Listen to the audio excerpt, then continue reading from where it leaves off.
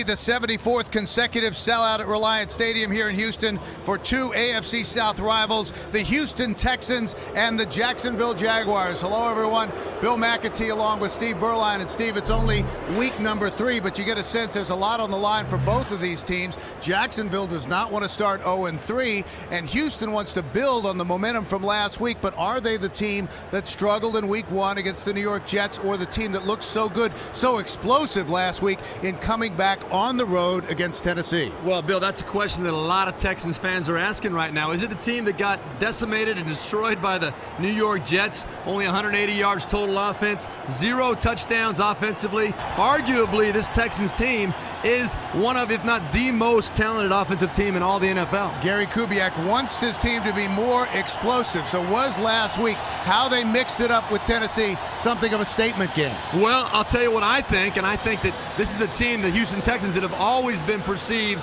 as kind of a finesse team, not really willing to step up and go boxing with the big boys. Well, last week they went down to Tennessee and they mixed it up. Meanwhile, for the Jacksonville Jaguars, there is a sense of urgency. They need a victory today, and it all begins on offense with number 32, Maurice Jones-Drew. Exactly right, and Gary Kubiak told us that everything this Jacksonville Jaguars team stands for is exactly what we've struggled with. Since the roof is closed today because the temperature outside is above 80, it's the 50-80 rule they have here in Houston, so perfect weather inside, and the forecast is for loud conditions.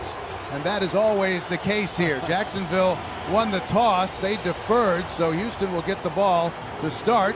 Josh Scobie in his 6th year kicking for Jacksonville, ready to kick it off, and Jacoby Jones is back deep for the Texans. It's Battle Red Day in Houston. Texans wearing their Battle Red, all red pants and jerseys. It's been good luck for them. They're 7-2 overall in Battle Red and 4-1 in all red against the Jaguars. And we're set to go week 3 in Houston. Jones from the 2.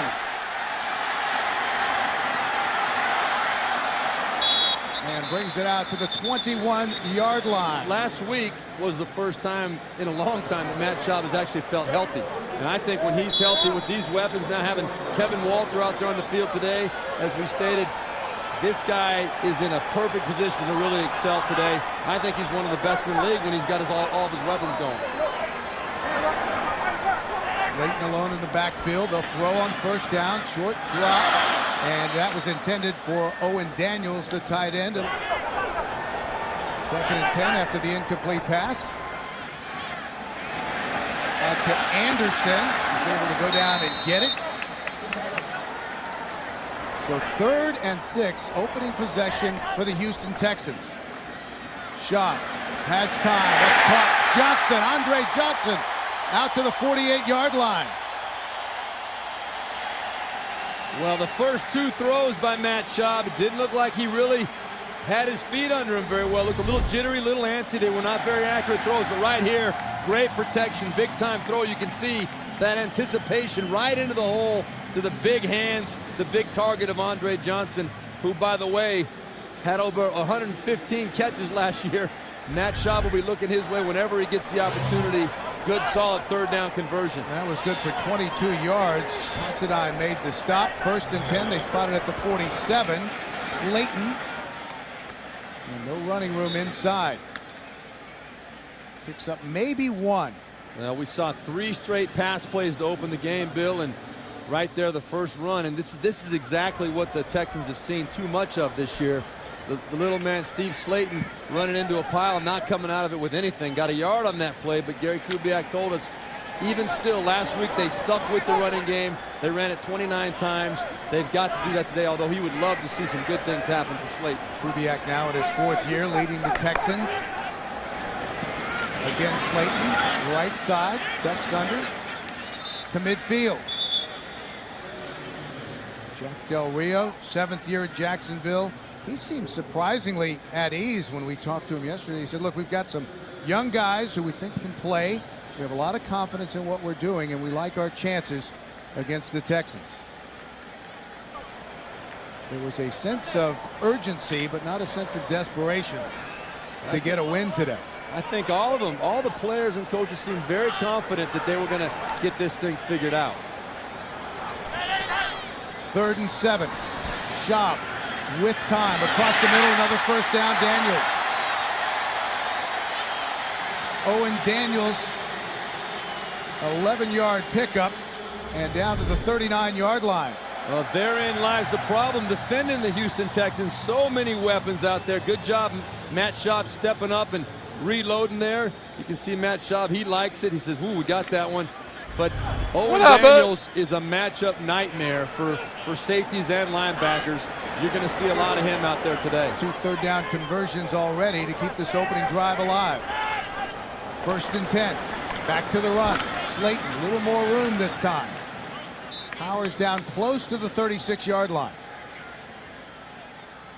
Well, here's one of the key matchups today. Andre Johnson and Rashean Mathis.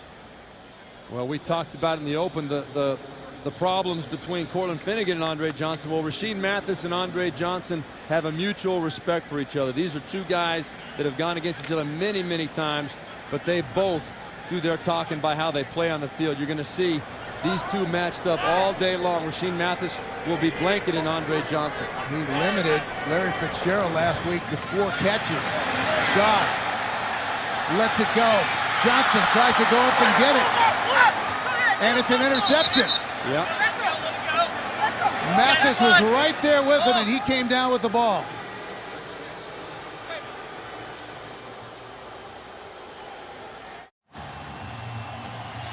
After the interception, Jacksonville will start their first possession at their own 8-yard line.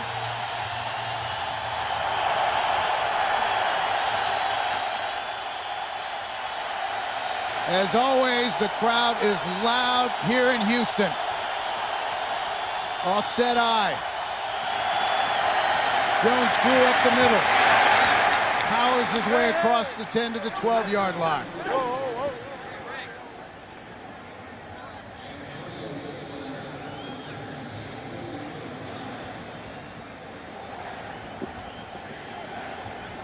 There's David Garrard in his 3rd season as Jacksonville's starter at quarterback, 23 of 43, 282 and 2 touchdowns last week, but he was sacked 4 times, fumbled 3 times, lost 1, and threw an interception. And a lot of those numbers, Bill, came well after that game was out of control for the Arizona Cardinals. And 2nd down, tipped, incomplete. Well, Jacksonville went out and drafted for the future on the offensive line. And this is the first time coming into this year that he has been the featured back for Jacksonville. No more Fred Taylor. They're expecting bigger things out of Maurice Jones-Drew. 3rd and 6. First possession for Jacksonville. Garrard gets rid of it, and that is caught by Mike Sims-Walker. He averaged almost 18 yards a catch with 6 receptions and a touchdown last week against Arizona. Well, surprisingly, very soft coverage on Mike Sims-Walker out there. Good under control throw from David Garrard to the outside. And Mike Sims-Walker is a guy that's going to sneak up on a lot of people this year, I think. He's getting a chance to play now with the injury to Troy Williamson last week, out for the year. Number 11 is going to get a lot of throws from David Garrard. That was good for 17. 1st and 10 from the 29. They fake the reverse. Garrard, he's got some wheels, and out of bounds, close to the 40-yard line, into Texan territory. Wow, that's a very well-designed play. The first play of the game, we saw the handoff to Maurice Jones-Drew, and then the fake reverse. Well, here, David Garrard fakes it to both of them. You see all the Texans start pursuing back the other way. You give David Garrard, who's a tremendous runner with the football, in fact, the best running quarterback in the NFL the last several years, he's going to take it and do some damage. Very well-designed play and a big pickup for Jacksonville. So after the 17-yard gain, that was good for 30, and 1st and 10 from the Texan 41-yard line. Garrard gets rid of it. Jones-Drew with the catch. Good job on that last play by Garrard, standing in there, taking a hit and delivering a strike for a 5-yard pickup. Toss right. Jones-Drew. Inside the 35, down to the 33-yard line. He had over 2,500 yards rushing in his first 3 seasons in the league, despite only starting 4 games. Well, I think, Bill, one of the things we need to look at, too, as we know Jacksonville's going to commit to Maurice Jones-Drew, this Houston defense, I think, gets a bad rap.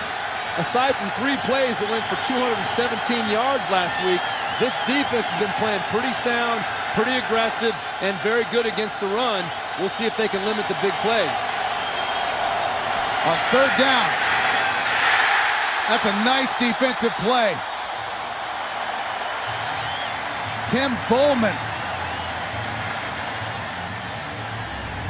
Well, you're going to see Bowman. He's going to be coming. He reads the screen, sniffs it out, and the big man decides to just give it up for the team. Got a fingertip, got that big paw up there, knocked the ball down. If he doesn't make that play, I think we got Maurice Jones with the ball outside in space, and that is where he causes nightmares for opposing defenses. So Josh Scobie is on to try a 52-yard field goal. His career long is 53. Had a 46-yard attempt blocked and returned for a touchdown last week, but this one has the distance and is good. Plenty of leg for Josh Scobie. We're back in Houston, the 15th meeting between Jacksonville and the Texans. It's been a tight series. Houston holds an 8-6 advantage. Jacoby Jones back deep for Houston. And Scobie, after the 52-yard field goal, nails this one from a yard deep in the end zone. Hits a wall at the 21-yard line. I want you to see, Bill, last time the Texans had the ball, Andre Johnson's going to go run a comeback out here on the outside. What he should have done by the coverage of Rashean Mathis, the way that Rashean Mathis played, I think Rashean Mathis busted the coverage. He sits down, lets Andre Johnson get behind him. It caused confusion for Matt Schaub, and therefore the ball was underthrown. Let Rashean Mathis get back in there and make the play. Slayton fights his way to the 24-yard line. Both teams with good opening drives, but Houston ended with that turnover. Jacksonville converted a 52-yard field goal. And we talked about the matchup early.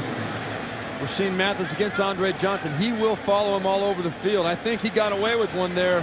Maybe he knew something. Maybe he knew and had a tendency figured out and played it perfectly. I don't know. But in my opinion, as a former quarterback, that could have been a big play for a touchdown. 2nd and 7. Slayton right side. Nice hole for Steve Slayton. And that's what Gary Kubiak told us he wanted. He said, I don't mind 1- and 2-yard gains as long as every now and then we can bust one for 15 or 20. And he said Steve Slayton needs something good to happen. This is exactly what he had in mind. There's the hole. You can see a great job done by that whole right side of the offensive line. Mike Brazel, Eric Winston, center Chris Myers. Those guys did a good job of getting him up into the line of scrimmage. That's the first time this year he's seen green grass. He came in with just 51 yards on 26 carries and 3 fumbles in the play action. Johnson goes up and gets it, another first down in Jacksonville territory, the 45-yard line. And right away we see the effect of the play action off of that big run by Steve Slayton. You're going to see the linebackers, they step up and they're going to react to the fake, and then Andre Johnson's got the big hole to sit down and over the top. Very easy. Reggie Nelson worried about the big man running right past him. Andre Johnson's got an easy catch. Sean Considine, who was away from the play, slow getting up, came over to Jacksonville after 4 seasons with Philadelphia, 17 starts with the Eagles, starting strong safety, and he's walking off the field back with more from Houston after this. After the 17-yard completion, the Texans will go from the Jacksonville 45-yard line. Left side's play action and incomplete. Tried to go back to the opposite side of the field and find Andre Johnson, but underthrown. There's Kyle Shanahan. You remember him when he was looked even younger than that. Yeah, he obviously the son of Mike Shanahan, a former Broncos coach. Kyle Shanahan, when I was with the Raiders in the late 80s, Mike Shanahan was the head coach. And Kyle was, I think he was just out of diapers when I first met him. He's grown up and really made a name for himself climbing up the coaching ranks. He's sharing the play calling duty, really calling the plays for the Houston Texans. Every once in a while, Gary Kubiak will take over, but it is Kyle Shanahan's show and he's doing a great job. Second down, swings it out to Vontae Leach, the fullback, and he's stopped for no gain by Clint Ingram.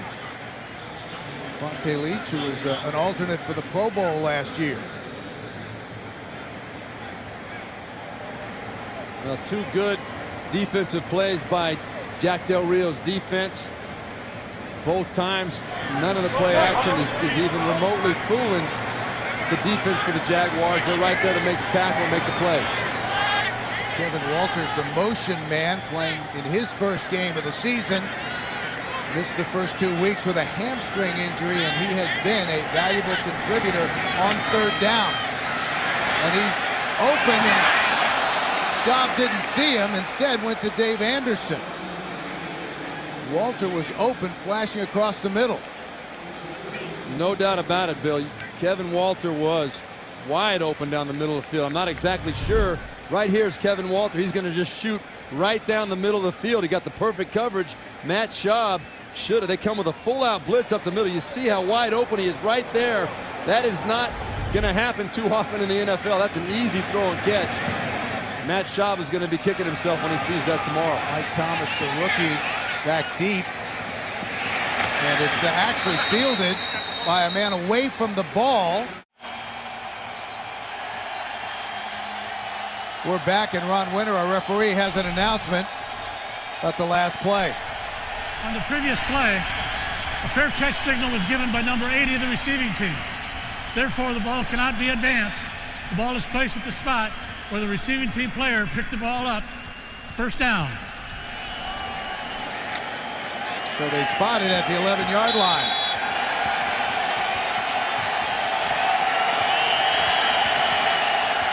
Jacksonville able to move the football on their first possession.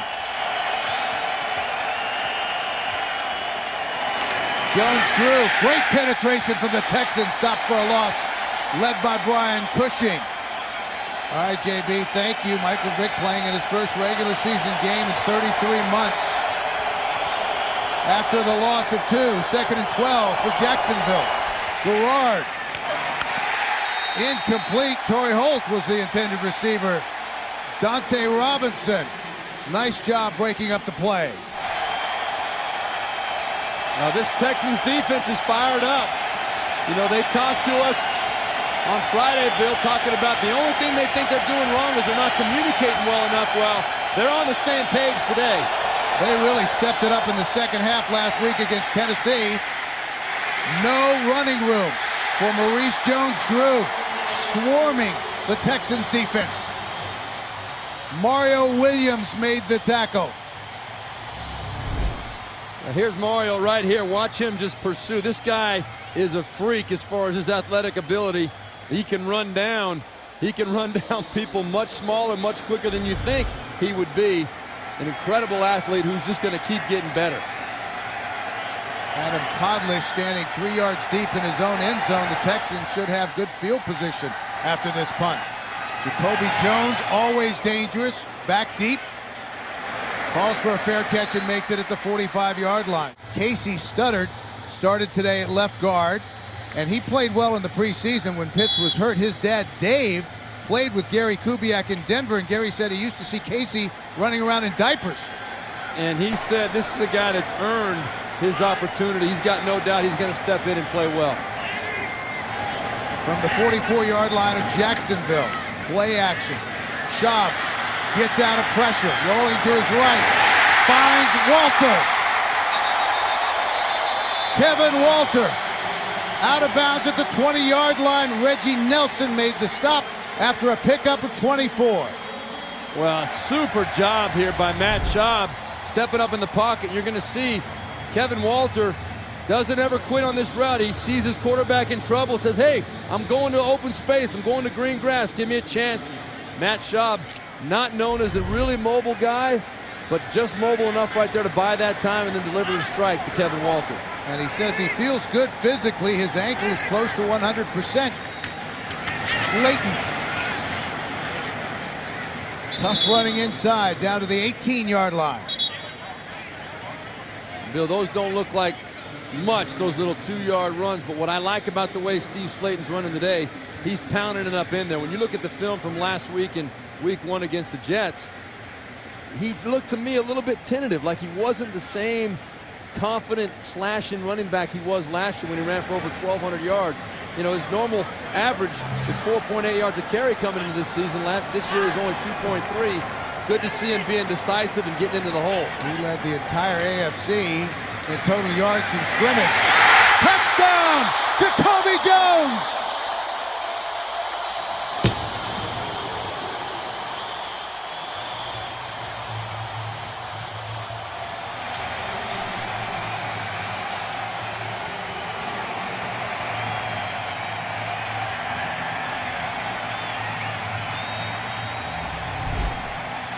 So many weapons, and they were all on display in that drive. There's the strike, 18 yards, Schaub to Jones. And it came up just the way you design it.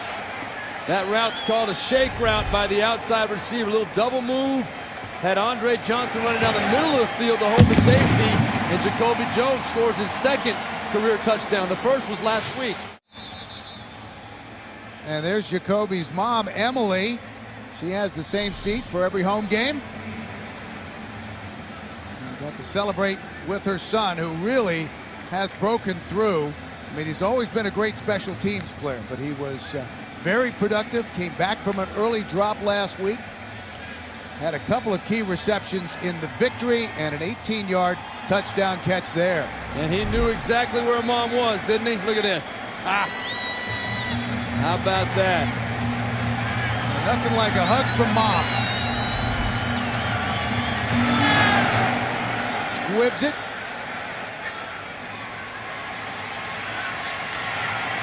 Out to the 30-yard line. And that is Tyquan Underwood, the rookie out of Rutgers. So let's see if Jacksonville can respond after the quick touchdown by the Texans. They start from their own 31-yard line. Maurice Jones-Drew in the offset eye. Gerard, short drop. Sims Walker. And he's brought down hard at the 39-yard line by John Biesing after a pickup of 8. Well, the Jaguars have been waiting for number 11 to emerge. They think he has a chance to be something special, coming off a 100-yard effort last week against Arizona. He was a third-round pick out of Central Florida in 2007. Missed his rookie season because of a left knee injury. Was having his best game as a pro against the Steelers last October. Was injured again. And Torrey Holt told us that if he stays healthy, he can be the guy here. They run it up the middle, again faking the reverse. And to the 42-yard line goes Maurice Jones-Drew. And there you see Mike Sims Walker again. He's a guy that's looking to obviously capitalize on his opportunity with the unfortunate injury to Troy Williamson. Big physical guy. You look at him on film and you see the way he goes after the football. I think David Garrard is going to get more and more confidence, and it's going to make Torrey Holt that much more effective too, having somebody else on the other side of the field to take some pressure off of him. He added the name Sims in honor of his father, Michael Sims, who died last December. Garrard finds Holt.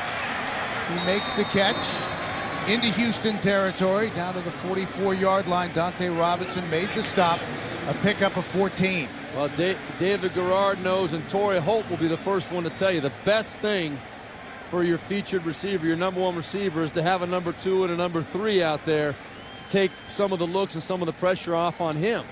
The defense now has to respect that other receiver, and it gives him a chance to have a little bit of opportunity as far as the coverages are concerned. So we've reached the end of the first quarter. With that last reception, Torrey Holt moves into 12th place, passing Irvin Fryer. Irving Fryer for most receiving yards in the National Football League. 7-time Pro Bowl receiver, nearly 13,000 yards in his career. 46 career 100-yard receiving games. 1st and 10. Sims Walker, the motion man. Garrard steps up, slings it, caught. Mercedes Lewis, the tight end. That's a big man right there. Mercedes Lewis, 6'6", 275, but he's starting to emerge as a serious threat in this Jacksonville offense. He's a big target for David Garrard. He can get up the field well, and he's really starting to go after the football, make a lot of big plays for this offense. Six catches for 85 yards and a touchdown in 2 games coming in. In his 4th year out of UCLA, first-round pick in 2006. 1st and 10 for the 26-yard line.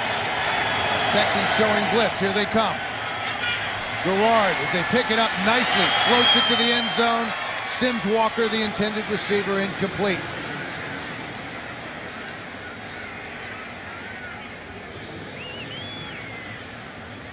You know, you mentioned, Bill, that Torrey Holt's a guy that just moved into 12th place, passing up Irving Fryer, and we talk. What a refreshing guy to talk to. I mean, he's a guy that really understands his place and the significance of things, and how honored he was when we spoke to him last night about moving up into that level, passing up Irving Fryer, and having Steve Largent sitting in front of him as the next target for him. Into very elite company. Jones Drew. Tough running inside. And you know that the crazy thing about Holden is he's done a lot of this with one of the ugliest fingers that I've ever seen. Take a look at that. Look at that. I mean, that finger's supposed to be going this way, not that way. I mean, he's got to have these gloves custom made in order to fit that finger in there. And you look at it, it's almost like one of those things you don't want to look at, but you can't take your eyes off of it because it's so noticeable. Those hands have done a lot of good work as a receiver in the National Football League. They stop play for a moment. There it is. Yeah, Does that mean he can lie whenever he wants to?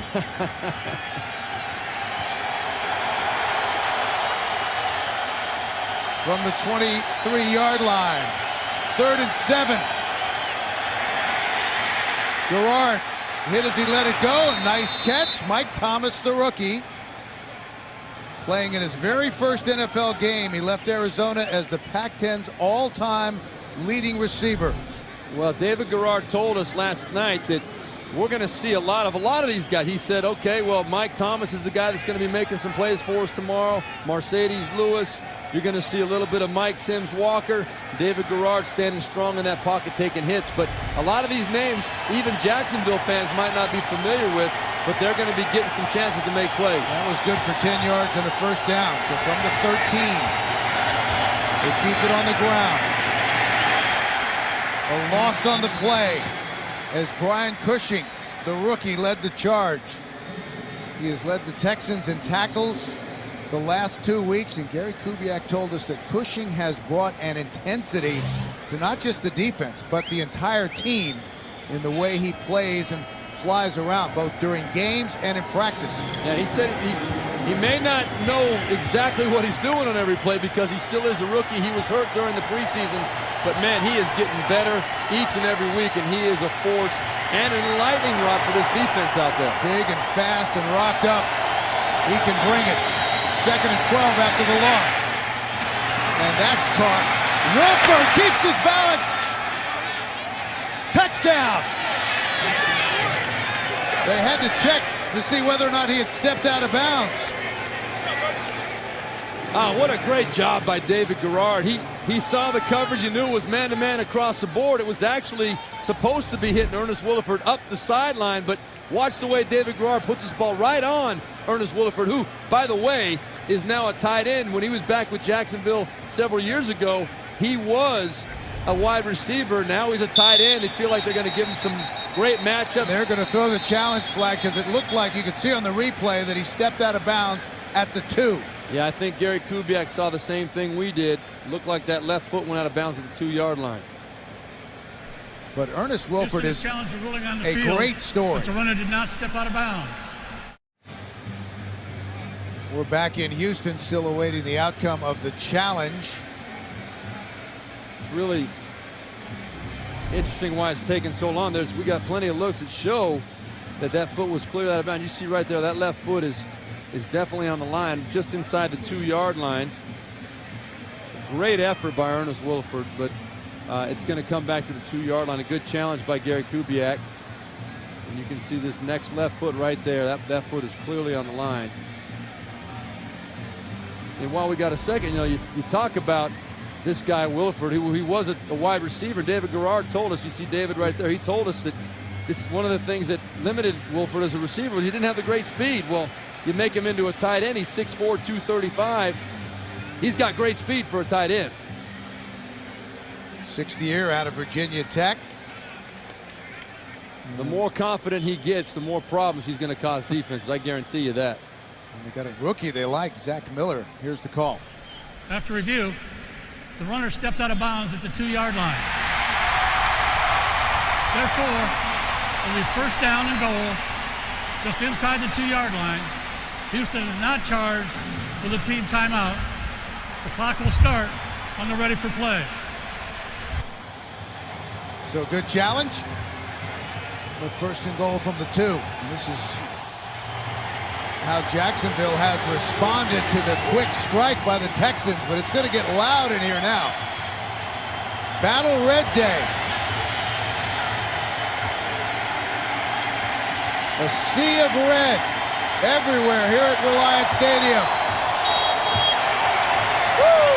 Woo! Hey, hey!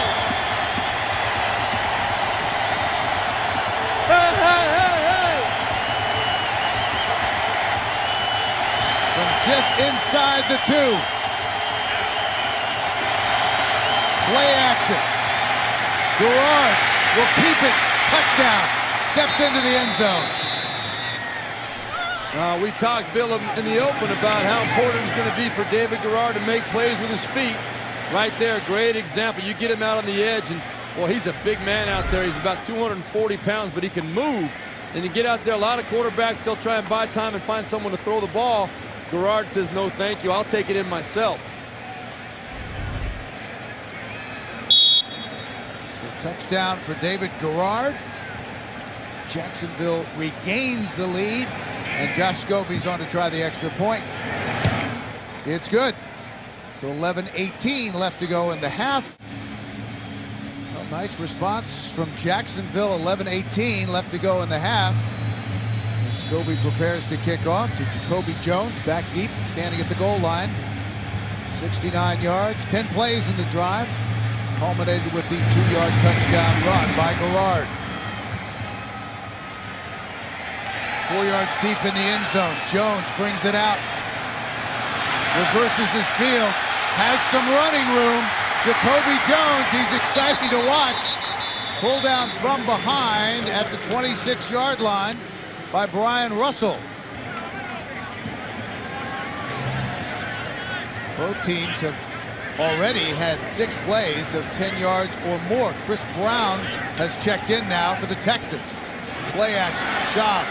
Hit as he throws, floats it down to Walter, who makes the grab and goes to the 45-yard line. And our first penalty flag of the game. I think it's going to be a personal foul. Personal foul, roughing the passer. Defense number 52 contacted the head of the quarterback. 15 yards and a first down. Well, I'll tell you what, Matt Schaub did a great job getting back up after this one. You're going to see some good pressure. Casey Studdard got worked on the line of scrimmage there, and boy, Matt Schaub gets hit by 2 or 3 guys right there at the same time. Somehow this ball finds its way to Kevin Walter. It was laid in there just perfectly. So 15 yards added on to an already big gain. Chris Brown stays in the game. Now the offset eye. They give it to Brown, right side. Lowers his shoulder and gets it down to the 38-yard line. Terrence Knighton made the stop. And like Jacksonville, the Titans are trying to avoid an 0-3 start. The Jets trying to keep the magic going. Brown again. No running room, maybe a loss of 1. Clint Ingram, who had 11 tackles last week against Arizona, made the stop in his 4th year out of Oklahoma. 3rd and 8 for Houston. Texans are trying to start 2-0 in the AFC South for the first time under Gary Kubiak. Jaguars are trying to avoid their first 0-3 start since 2003. And third downs have been one of the things that's really been hurting Jacksonville. And all these weapons for Houston, tough to defend. Come on the blitz, Schaub. Flush from the pocket. Gets rid of it. And throws it away, and he is slow getting up. Atia Ellison showed some good wheels for a big man. Well, I'll tell you what, one way to limit and control the weapons of the Houston Texans offense is to get pressure on Matt Schaub. We talked about how Jacksonville has got to find a way to get him rattled, to get him comfortable. Right there you can see Matt Schaub not happy, not able to get comfortable back there. He was hit earlier in the drive. They got the personal foul called, but the quarterback can only take so much. You get hit a few times, it starts affecting you. Matt Turk from midfield. Thomas lets it roll into the end zone for a touchback. Time of possession just about even between these two clubs. You can't get much closer than that. Oh, you can't. 10-7 Jacksonville, just over 9 minutes to play in the half. From their own 20-yard line. Garrard rolling to his right. Under pressure, throws it away.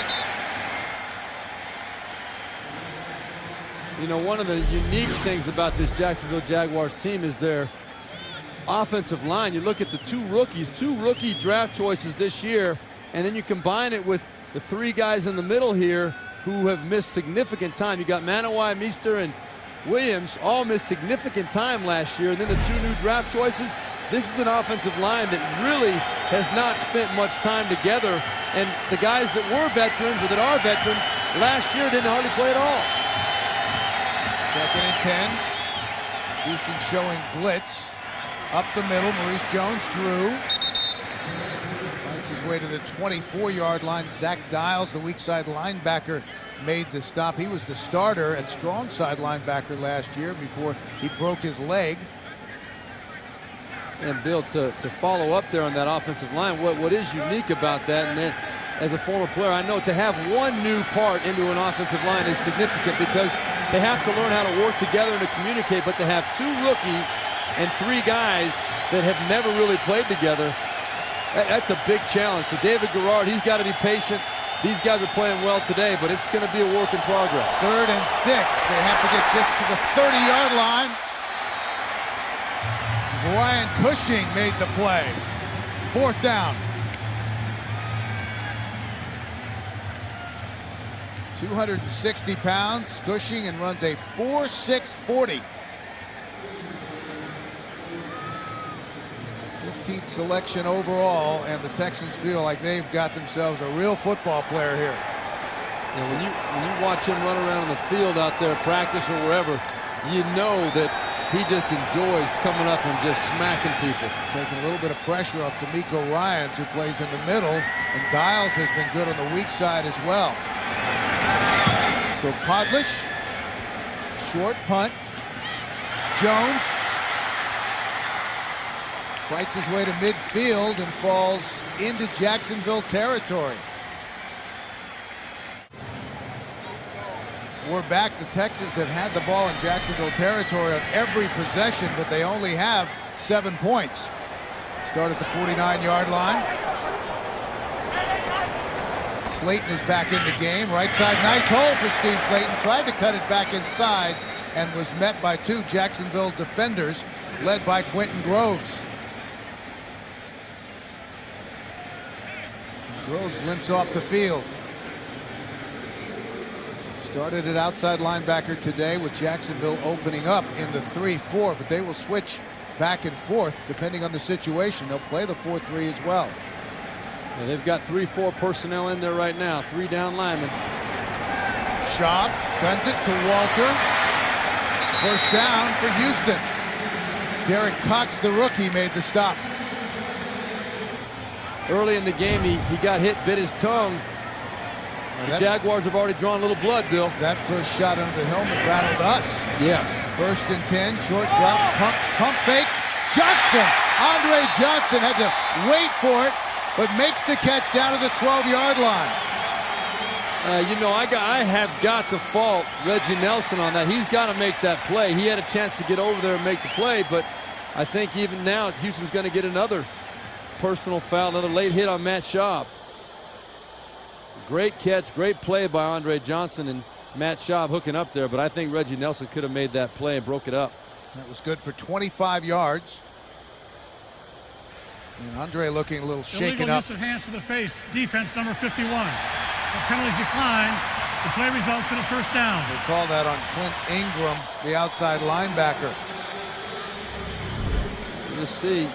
Matt Schaub does a good job pumping it into the hole, but actually the coverage was perfect for Jackson. But Reggie Nelson right there just took a bad angle, and a big receiver like Andre Johnson, you got to take the right angles to hurt him. Matt Schaub not hurt there, not hit too hard, but when you feel people down around your feet, around your ankles, especially when you've got a bad ankle, it gives you something else to think about.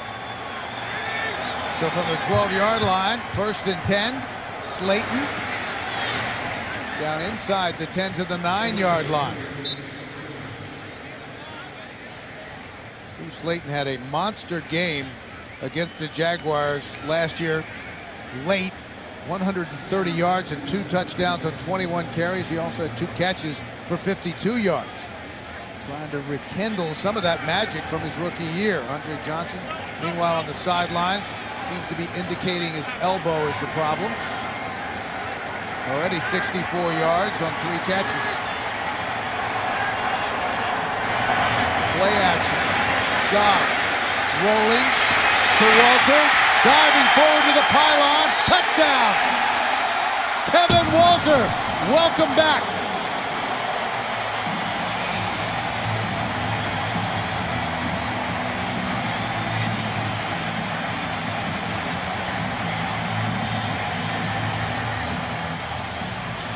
You don't think Matt Schaub is happy to have this guy back, do you? He said he does everything we ask of him, and on top of that, when you get the ball in his hands, he knows how to smell that end zone.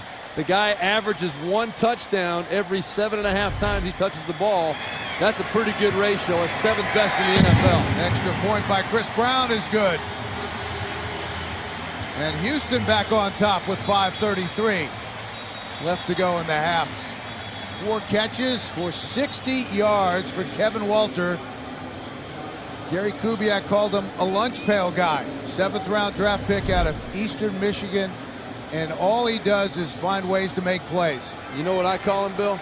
I call him a football player. He's a guy that you want. There are 31 other teams that would take as many Kevin Walters as you can get, because the guy is versatile. He blocks. He will play different positions. He'll play special teams if you want him to. And most importantly, he produces when he's got the ball in his hand. 9-yard touchdown reception. He caught 8 touchdown passes a year ago. So just 5 plays on that 49-yard drive, and Garrard is set to go back to work. Combined with Andre Johnson, Kevin Walter and Andre Johnson were the most productive receiving tandem yardage-wise in the NFL last year. 2,474 yards between them, and each of them had 8 touchdowns. That's a pretty respectable duo right there. You put in Jacoby Jones, who has a touchdown catch today. He's starting to emerge as a receiver. Owen Daniels, the tight end. A lot of weapons for this Texan offense. Mike Thomas playing in his first NFL game today. Returns it. And brings it out close to the 25-yard line. Andre Johnson still talking it over on the sidelines.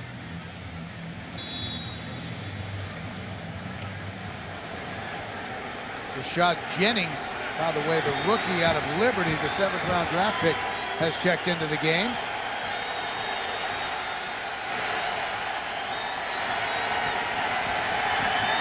From the 23-yard line, Garrard straight back, tipped, incomplete. And Brian Cushing got a hand on it.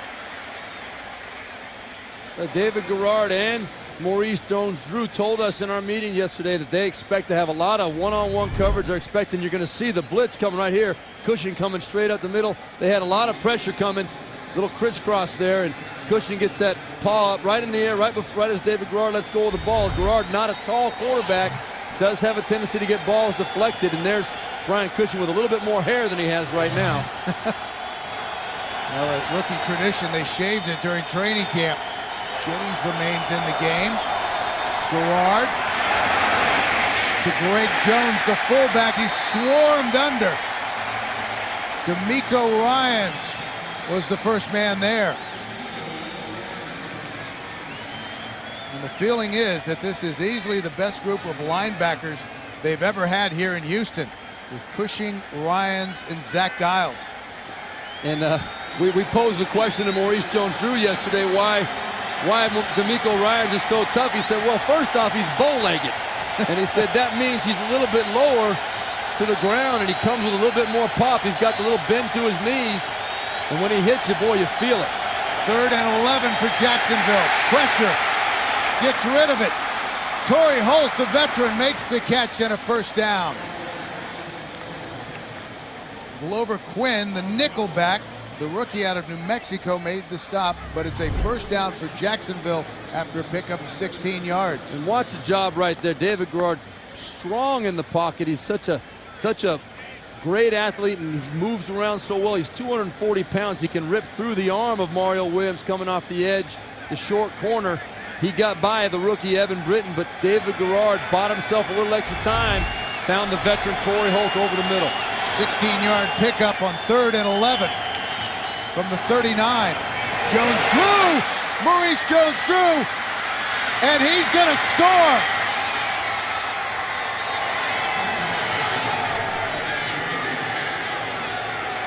"61 yards.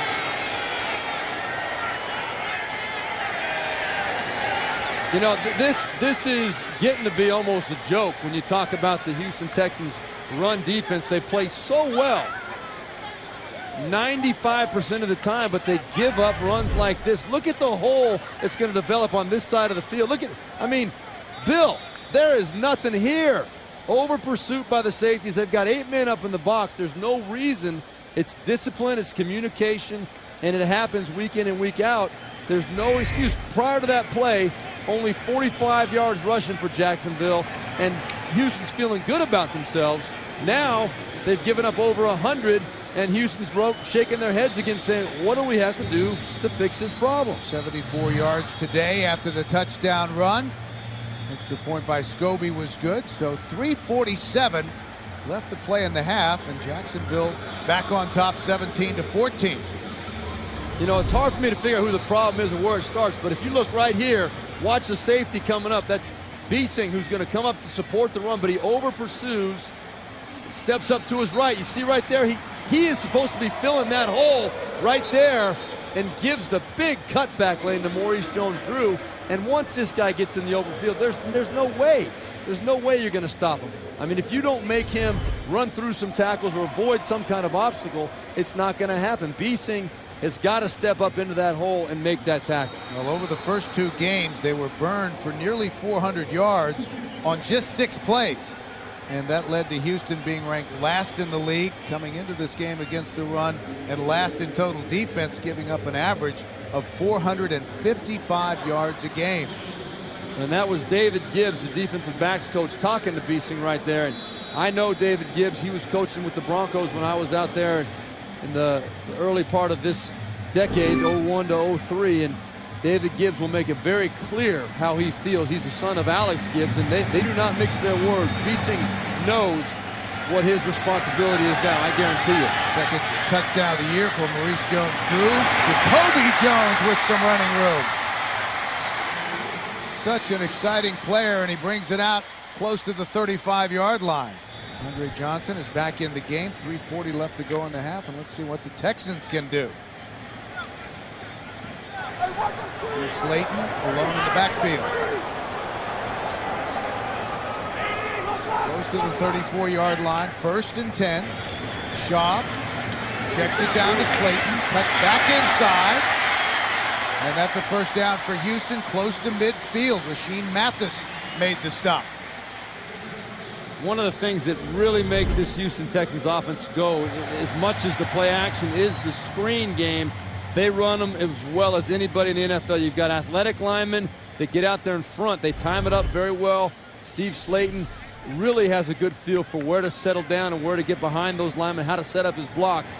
They run the screen package as well as anybody in the league. Clock continues to run. That was good for 15 yards. Goes to the 49-yard line now. Little stutter step by Chris Brown, and he's into Jacksonville territory. 2nd and 7. Brown stays in the game. Play action for Schaub. Plenty of time. Guns it. Andre Johnson once again. Out of bounds at the 25-yard line. Jack Del Rio is baffled, just like I am right now. How does the biggest threat, arguably, and Rasheed Mathis said, I think he's the best receiver in the NFL. How does he get this open? How does he run across the middle of the field and not draw anybody's attention? That's about as easy as it gets. I mean, even Andre Johnson, I think, was surprised on that one. We're back in Houston. Both teams have moved the ball effectively. 437 yards of offense combined and 18 plays of 10 yards or more. Walter's the motion man. Chris Brown, right side, has a bit of a seam down to the 20-yard line. Bit of extracurricular activity. Officials step in quickly. And this has been a physical contest. That's what we expected. But big plays from both teams. And we're seeing quite a bit of Chris Brown out there. I think Gary Kubiak very comfortable with the fact that he's got a backup running back behind Slayton like Chris Brown he can feed the ball to. And that's caught. Did he hang on to the football? Incomplete. Johnson couldn't quite haul that in. Very, very unlike Andre Johnson. There was no reason why he wouldn't come down with this catch. Ball was delivered on time in the right place by Matt Schaub. And you can see now Andre Johnson's got that pad on his arm. That is what he injured at some point. It looked like it was his elbow, but now it looks like it's a little bit above his elbow. Still no excuse to drop that ball. So it'll be 3rd and 5 for the Texans. Trail by 3. 17 left to go in the half. Short drop. The out route to Daniels, the tight end. Dives for the chains, and it will all depend on the spot. Yeah, they're going to be a little bit short. But I would not put it past Gary Kubiak to try and go for it here on 4th down, although I think at this point in the game, the right choice is to take the 3 points. Jacksonville takes a timeout with 1:06 left to play in the opening half.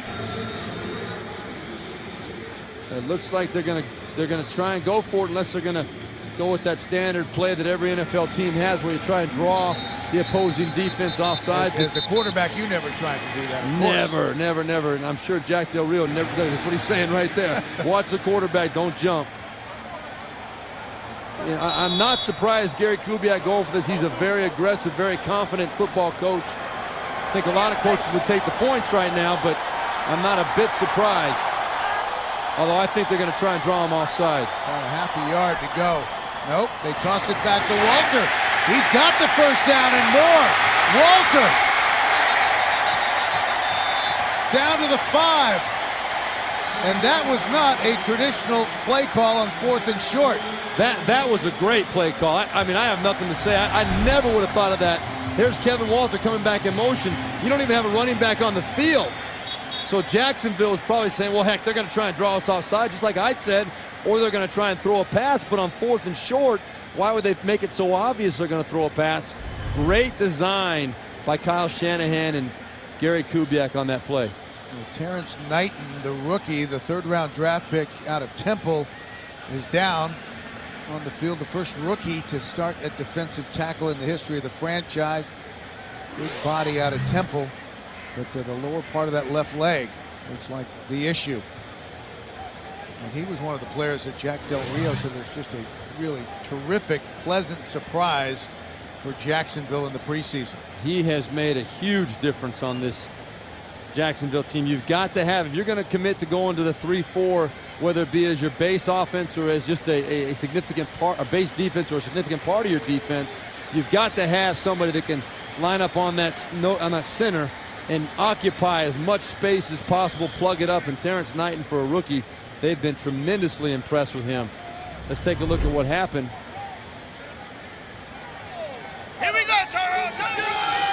Yeah, if you can see right here, he's got that ankle kind of rolled up underneath. A lot of bodies in that pile. And yeah, that was Eric Winston, number 73, the right tackle. So he'll go to the locker room. Yeah, they're going to go and look at it. Probably only 50 seconds left in the first half. They're going to go and try and get an idea of how significant that injury is. So first and goal for Houston. Jacksonville leading 17-14. Well, this is an area where Gary Kubiak, Kyle Shanahan, very hard to figure out what they're going to try and do. I like trying to get the ball to Owen Daniels here. Chris Brown stopped just short of the goal line. Almost 2,700 yards and 16 touchdowns in his career. He was injured all of last year. But Gary Kubiak told us he has a lot of confidence in his ability to make the tough runs. Oh, good, strong, physical run right there. Super job again by the right side of that offensive line, Eric Winston and Mike Brazel. You can get that kind of push in a power short yardage kind of formation down there in the red zone, running straight at him. Boy, that's a good job by the big boys up front. 29 seconds remaining. Kind of surprising we don't see Steve Slayton out there. You know, I think there are a lot of people that would expect to see him in there in this situation. But when you've got the veteran, the big running back, the bruising type of running back that Chris Brown is, I think that's why Gary Kubiak brought him here. I think they brought him here for these short yardage goal line type of situations. One timeout, all right? He stays in on second and goal.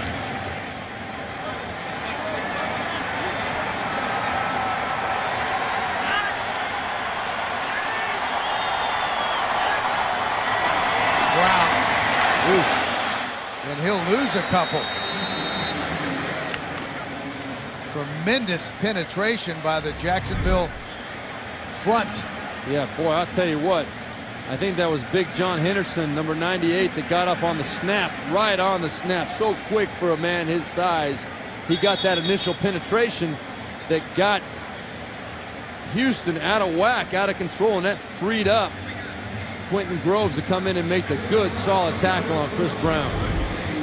He's hurt. He was banged up earlier.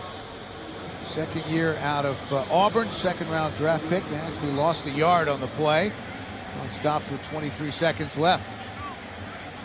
John Henderson, they move him around a lot, you know, alternating back and forth with the 3-4 and 4-3. Plays at defensive end in the 3-4 and a defensive tackle in the 4-3. Former first round draft pick of the Jaguars back in 2002. In his 8th year out of Tennessee. He's a big man, number 98.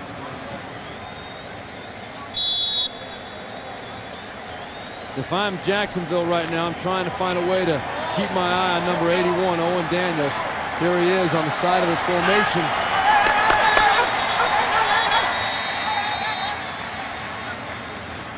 The whistle before the snap, and Jacksonville Timeout. takes a timeout. Jacksonville. You know, that's Third and final team timeout. That's a smart call right there by Jack Del Rio. I think he had that planned all along. He wanted to let Gary Kubiak get his play picked, the play that he felt best about, come out and show the formation, and then now make him have to come up with another play. Jack Del Rio playing the chess game very well. Played 11 years.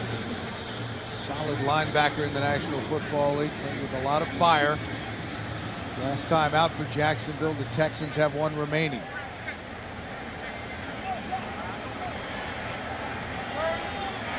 They could. Spotted back at the 2-yard line. Third and goal. Brown is alone in the backfield. They spread him out. Short drop, floats it to the end zone. Touchdown, Owen Daniels. You know, on alignment, you could see that was the desirable matchup for Matt Schaub. You isolate one-on-one a player of Owen Daniels' abilities on a linebacker. If I'm Matt Schaub, I'm going there all the way. You're going to see He's got inside coverage. A lot of room to work with. Darryl Smith, the tough task trying to cover Owen Daniels all over the field. He took a little bit off that pass wisely. Daniels comes down with it. The extra point by Chris Brown is good. And the Texans have regained the lead with 19 seconds to play in the half. And that is the 5th lead change today. 21-17 Houston. Well, Jack Del Rio told us, we think we can run with these guys. No one talks about our offense being explosive, but we can make plays. Well, I think Jack Del Rio probably wishes he wouldn't have called that timeout now. He would like to see how that other play would have worked out. Owen Daniels, he is coming off a Pro Bowl season, second among tight ends in the AFC in receptions, a former college quarterback who has a great understanding of coverages and what defenses are trying to do. And he's too strong for most safeties, too big, and too fast for linebackers to cover. So he's become sort of the prototype of a tight end in the National Football League. No doubt about it. This is a game about matchups. All these guys can play football, but if you've got a guy who's faster or bigger and can create those matchups, the quarterbacks in these offenses are so high-tech now, they can isolate and find ways to make you look bad. Another squib kick taken by one of the up guys. And that's Tia Ellison getting a chance to rumble. And he brings it out to about the 38, 39-yard line. Let's take a look at the standings in the AFC South. Houston trying to start 2-0 in the division, and Jacksonville and Tennessee are both trying to avoid 0-3 starts. Yeah, this is really an important game for Jacksonville. You come out 3 of your first 4 games are in the division. If you lose those 3 games, you've got some serious problems. Next week they're at home against Tennessee. Yep. So let's see what Jacksonville tries to do here. Garrard buying some extra time. Zips it out incomplete. 4 seconds remaining. Mercedes Lewis was the intended receiver. And we have a flag on the play across the field.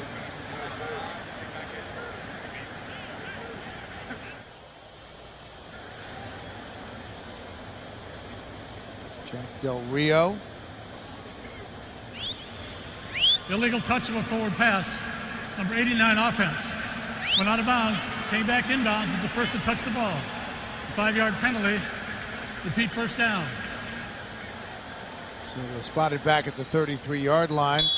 Jack doesn't like to use the R word, rebuilding, but there are certainly a lot of new faces waiting for guys to start to step up. They're definitely a team in transition. Battle Red Day in Houston. The Texans lead the Jaguars 21-17. Bill McAtee back with Steve Berline. And Steve, that was a very entertaining first half. It was cleanly played. Both teams moved the ball very, very effectively. Entertaining to say the least. I mean, there were everything. Five lead changes in the first half. Both teams moving the ball up and down the field. We saw a little bit of everything. I think Houston's playing a little bit better defensively, but the breakdown on the long run again is what's been killing them all year. Maurice Jones-Drew happy to take advantage of that. Matt Schaub and his Texans offense moving the ball right up and down the field. I can't believe how easy some of it's been. There's been good pressure on Schaub, but he's got receivers running pretty wide open all over the field. So you look at the numbers, right at 200 yards passing for Matt Schaub in the first half. Another big day setting up for him, obviously. 3 touchdown passes. Maurice Jones-Drew with that 61-yard touchdown run. Jacksonville won the toss. They deferred, so they'll have the ball to start the second half. You know, you take away that one big play for Maurice Jones-Drew and the Jaguars offense, and really Houston has not done a bad job defensively. And that truly is. I mean, they could say that all 3 of their games this year. Chris Brown to the rookie. Thomas takes it at the 5. Loses some ground, and he's going to be brought down at the 16 or 17-yard line. Dominique Barber made the stop. So Jacksonville will have it to start. The numbers for Garrard in the first half. He had a touchdown run. 9 of 16 for 100 yards through the air. 24 and 24 as a starter. He threw for over 3,600 yards last year.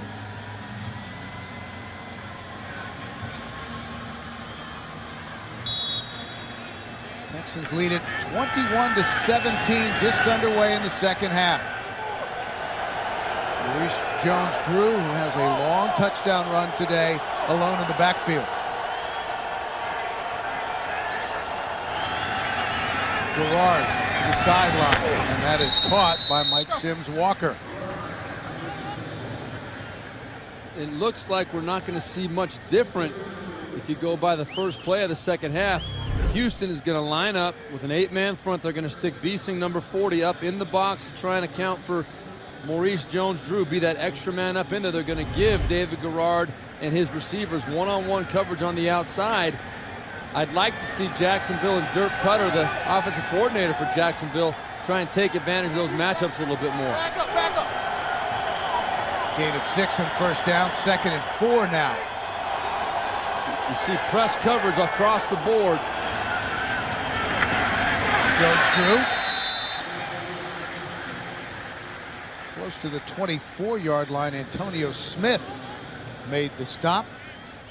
Played in the Super Bowl with Arizona, came over as an unrestricted free agent from Arizona to bookend with Mario Williams, give the Texans formidable defensive ends and a solid pass rush. And Mario told us the biggest difference is he sees a lot more single teams now. It helps to have a bookend on that other side. It really does. 3rd and 3 for the Jaguars from their own 23-yard line. Garrard as they come on the blitz. Jones-Drew with the catch and a first down. Nico Ryans finally pushed him out of bounds. That's one of the things that makes him so effective. Maurice Jones-Drew is his ability to catch the football. Well, watch Beasing, number 40, shooting right at the gap. Right, he's got a clean shot at David Garrard, but Garrard does a good job knowing the down and distance, knowing the situation, and knowing that I've got a pretty good guy with the football in his hands on the outside in space. Maurice Jones-Drew. There aren't many guys that can tackle him one-on-one. Fred Bennett sure didn't do it right there. Nice conversion by Jacksonville. First down for the Jaguars. The reverse. Thomas, the rookie, to midfield and into Houston territory. Beasing made the tackle. Boy, he looked good running with the football, this rookie, Mike Thomas. This is the guy that Torrey Holt actually compared to Steve Smith, the Carolina Panthers, as far as his build. He's short but powerful, and he's a long strider. He said when he kicks it in, he's deceptively fast. I'll tell you what, there wasn't much of a seam. The contain was there for the Houston Texans, but Thomas too fast, accelerating right through it. Greg Jones is now in the backfield. On first down on the 47-yard line. Pump fake by Garrard up the sideline. Jones-Drew couldn't stop and come back and get it. It split him out as a wide receiver. Greg Jones was in the backfield. This is one that David Garrard has to hit. They got exactly what they were looking for. One-on-one coverage on Maurice Jones-Drew. He ran a double move. He ran the sluggo, which is a slant and go. And you can see in the NFL, Bill, that is wide open. There's a single safety in the middle of the field. You got one-on-one coverage on the outside. Maurice Jones-Drew was at least a step behind the defender, Eugene Wilson. That should have been a big play, if not a touchdown, for Jacksonville. Rashad Jennings is the deep back, the rookie out of Liberty. Garrard. Incomplete. Too high for Mike Sims Walker. Bill, I'm gonna take credit, pat myself on the back. I picked Tennessee in that game. A lot of people thought I was crazy, but I know too much respect for Jeff Fisher going up there. It's going to be a tough game, but I think they're going to hold on and win that game. Like Jacksonville, they can't afford to start 0-3. 3rd and 10 for the Jaguars. All along, Sims Walker. And David Garrard threw a strike. His 2 previous throws, Bill, were not very good. The one to Maurice Jones-Drew up the sideline, then he threw high on a comeback on the other side to Sims Walker. But right here, he sees the coverage. He knows that Fred Bennett is squatting, and Biesing is not quick enough to get out there and close that hole. Sims Walker did a nice job of settling down in the open spot, and Garrard threw a BB right in there. Gary Kubiak not pleased at all right now. Bennett thought he had help deep, but Biesing slow getting over. So 1st and 10 inside the 20-yard line. Jones-Drew moving the pile. No whistle yet. And finally, he's brought down at the 14-yard line. He's 5'7", listed at 208. And he can do some tough running inside. We've already seen what he can do when he gets in space. It's like a rugby scrum out there, right, huh? Look at that pile moving. Wow. You know what? You got to play through the whistle. That whistle didn't blow. Jaguar players kept moving their legs, and that pile kept moving on with it. Ended up getting 5 yards out of nothing. So 2nd and 5. Jacksonville on the move. Garrard got rid of it just in time. Sims Walker inside the 1. You know what you can see, Bill? You can already see the confidence between David Garrard and Mike Sims Walker.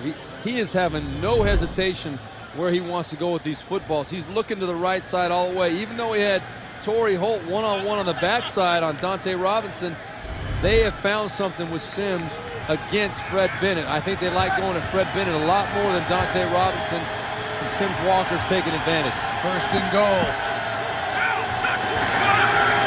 Jones-Drew, touchdown. Spins into the end zone.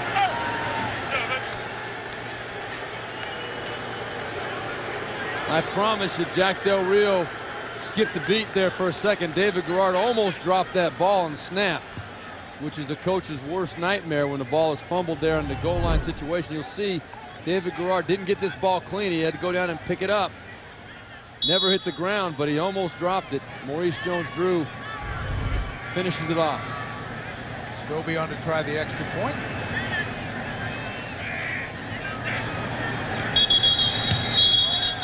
And a whistle before the snap. False start. Offense number 74. 5-yard penalty.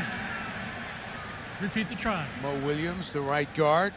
But that was an efficient 83-yard drive by Jacksonville.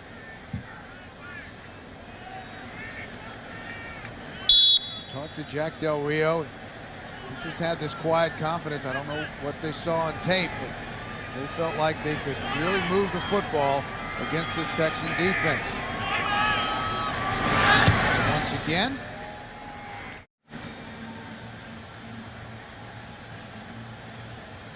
well, an impressive drive, 10 plays, 83 yards. The touchdown run by Jones-Drew, set up by the nice catch by Mike Sims Walker inside the 1.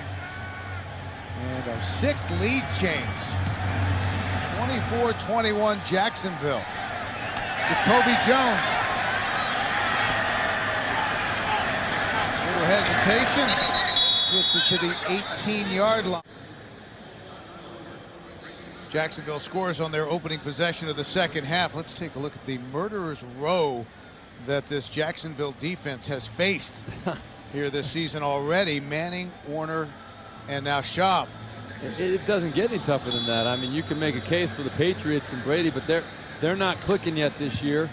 You look at these guys and the weapons that each one of these quarterbacks has. It is, I mean, to start out with that back to back, that's a tough task for any defense. We'll see if again the Texans can respond. Schaub checks it down. That's Leach, the fullback, to the 22-yard line. There's Mel Tucker, the defensive coordinator for Jacksonville, hoping that the second half goes a little bit better than the first half did.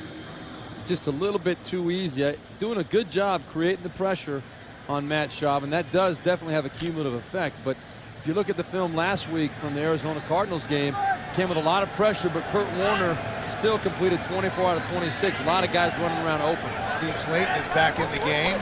2nd and 6, short drop to Daniels, still on his feet. Great balance, dives forward. That's a first down to the 33-yard line. And that's one of the things that it's a problem now. You decide to come with pressure once in a while. You better be willing to, or find a way. You better have an answer for the short, quick passing game. That really is what killed Jacksonville last week against Kurt Warner and the Cardinals. Today, we're seeing more plays up the field, but right there, short, quick one to Owen Daniels in the flat. You got to have an answer. That was good for 11 yards and a first down. Jones was the motion man. They give it to Slayton. That's back. Has some running room, churning his legs. Now to the 44-yard line. Steve Slayton. This is the run that Gary Kubiak wants to see. Watch him come off this left side. Watch the one cut on the left foot. Boom. There it is. He makes the decision to go. He takes it up in there. Sure, great job by the left side of the offensive line, but you see the decisiveness.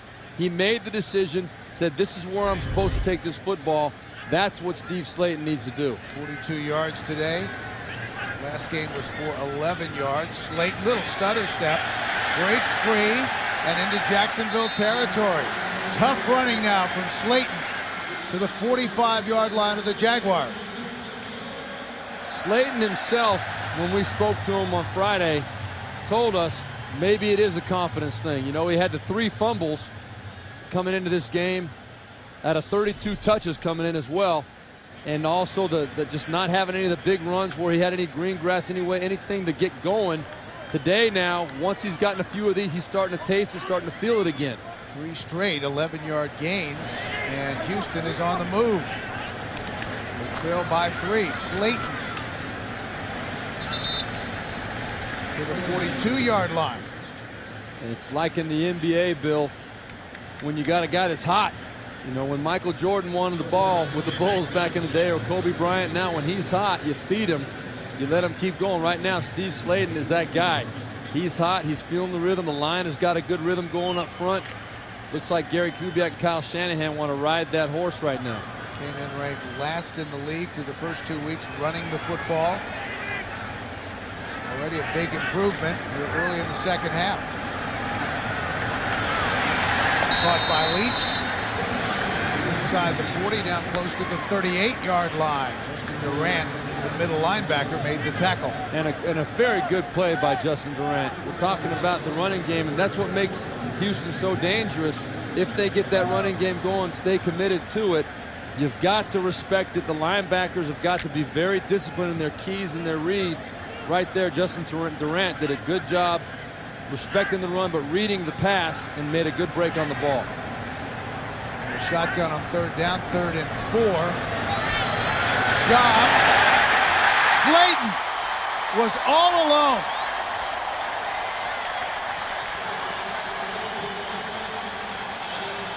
And Matt Schaub loves it. Well, right here, look, this is Steve Slayton right here. Well, actually, he's coming out of the backfield. He's going to run right down the sideline. I'm sorry, but Matt Schaub identifies right away that it's man coverage, run one-on-one with the linebacker. Not a good matchup for the Jacksonville Jaguars. Steve Slayton straight down the sideline. Good read by Matt Schaub identifying man coverage. Chris Brown is in the game now. The deep back, he gets it on 1st down. Lowers his shoulder down to the 13-yard line. 5:20 left to go in the 3rd. This is just the first possession of the second half for the Texans. You know, this is an amazing stat right here. Jacksonville, always known as a team that does not give up big plays at all. Always one of the league leaders. Right there, you can see they've given up 11 already today. Houston, known for kind of giving up the big plays. Not as surprising, but Jack Del Rio does not like to see that. Brown stays in the game. Play action, incomplete, and that was a dangerous pass from Schaub, throwing into tight coverage for David Anderson.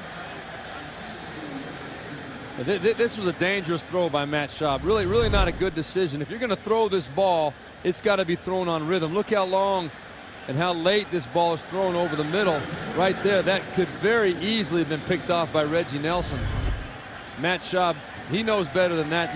If that play is going to be there, it's going to be there right on rhythm. He takes his 5-step drop and he throws it. If it's not there, you got to know where your check down is. 7 possessions for the Texans. They've been in Jacksonville territory all 7 times. Trying to regain the lead now, trailing 24-21. They're facing a 3rd and long here. They have to get down to the 7-yard line for a first down. Here's 10th play of the drive coming. There's the matchup we've been talking about. You get one-on-one. They come on the blitz. Texans pick it up. Schaub's going to try to run for the first down. And he'll be stopped a couple of yards short. Rashean Mathis closed in a hurry. And we expected to see Garrard try to make plays with his feet, but not Matt Schaub. I was surprised that Schaub actually looked pretty comfortable running the ball there. And you see Schaub on Andre Johnson. Look at what Rashean Mathis, or Andre Johnson covered by Rashean Mathis. Mathis makes the decision to drop Andre Johnson fast enough to close the gap on Matt Schaub and make the tackle. 27-yard field goal try. Don't worry about it, Steve. It was watching Schaub reminiscent of Burline taking off. And a bit tongue-tied. The field goal is good. Tied at 24 here in Houston. Jacksonville made it to the playoffs 2 years ago. They upset the Steelers, remember, the AFC wildcard game, but then last year fell to 5-11 and lost 6 of its last 7 games. Trying to avoid an 0-3 start. Underwood fumbles the ball. Gets it back and out of bounds, short of the 15-yard line. Back in Houston, and this is every rookie's nightmare, a muff on the kickoff. That is not a good feeling, I guarantee you. Tyquan Underwood just signed this week from the practice squad, 7th-round pick out of Rutgers. The Jaguars retain possession. A big hole for Jones-Drew. And he's had a few of those out to the 24-yard line. Well, I'll tell you what. Houston is very, very lucky that Roy Ellison was playing defense on that team, and that play right there. Roy Ellison is number 81. He's wearing the black and white jersey. The referee that comes up and makes the tackle right there. If it wasn't for him, I think Maurice Jones-Drew gets by Dante Robinson, and he might still be running right now. From the 24-yard line after the first down. Garrard. Torrey Holt, the intended receiver, and a flag. I'm not sure which way they're going to call this. It's going to be close. They both were kind of mixing it up.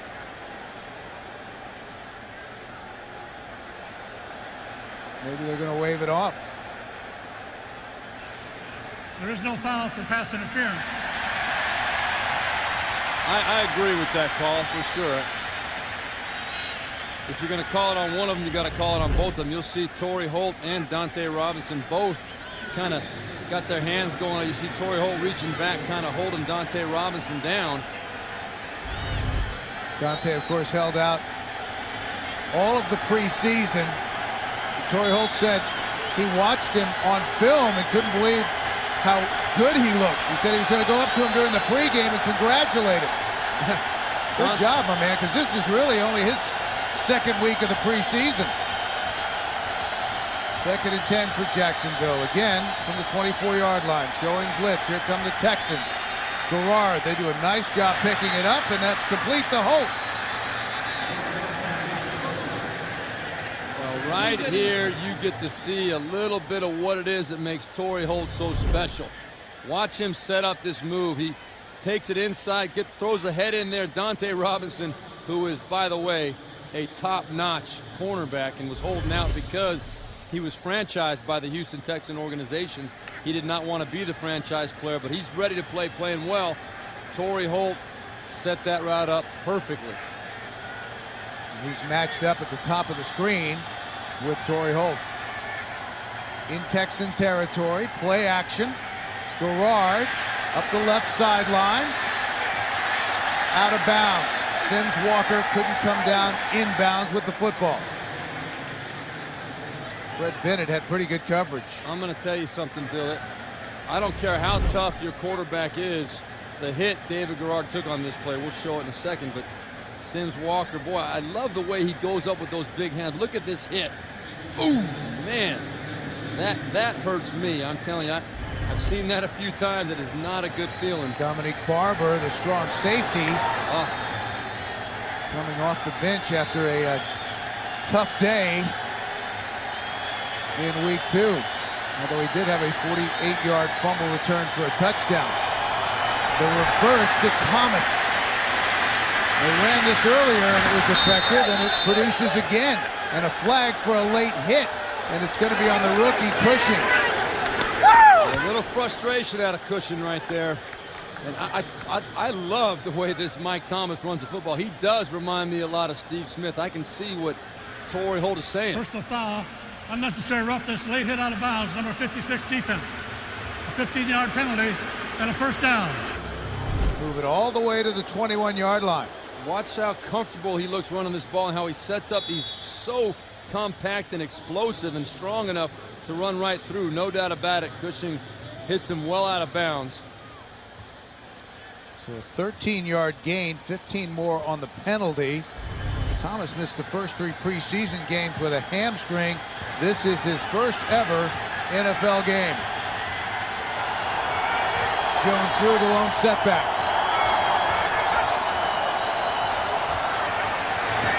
They swing it out to him. Still on his feet. Maurice Jones-Drew. He hit his own teammate and finally is stopped near the 12-yard line. That was his center, Brad Meester, he ran into, but you can see what it is that makes Maurice Jones-Drew so special right there. Dangerous throw by David Garrard over the top, but very accurate, got it in there, and then you can just count the number of missed tackles, the way this guy can just rip right through. You got 1 already, 2, 3, 4 guys, 5. Finally, the 6th guy is the one that can actually get a hand on him solid enough to slow him down and hold him up for his teammates to get involved. Shot Jennings, the rookie, is the deep back. And they give it to him. Stopped just short of the first down. D'Amico Ryans, the middle linebacker, the defensive captain, made the tackle. So it'll be 3rd and short for Jacksonville. Well, this Jacksonville offense, you got to pat him on the back. Dirk Cutter does a great job. One of the most successful offensive coordinators in the NFL over the last 3 years. There you see him. He's not happy with something he's seeing out there. Yeah, they're going to take a timeout, it looks like. There goes Jack Del Rio running out on the field. So some confusion on the play for Jacksonville. They'll take a timeout.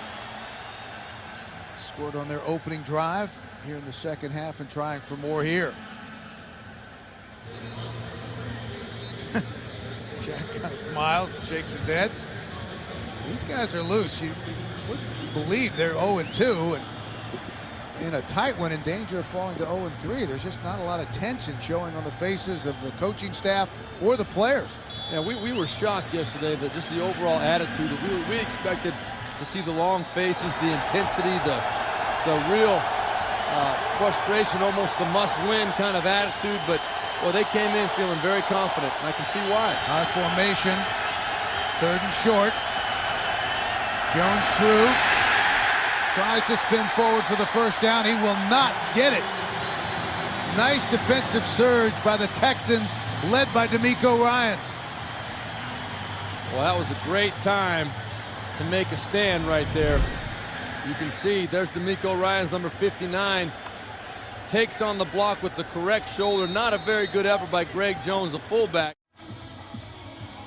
Ready to start the final period, tied at 24. Jacksonville Jaguars are threatening. And just about dead even. This has been a real battle between these two teams. And Jacksonville is going to go for it on 4th and 1. Jones-Drew's the deep back. He was denied on 3rd down. Give it to him again. Cuts back inside, a 1st down, and it will be 1st and goal.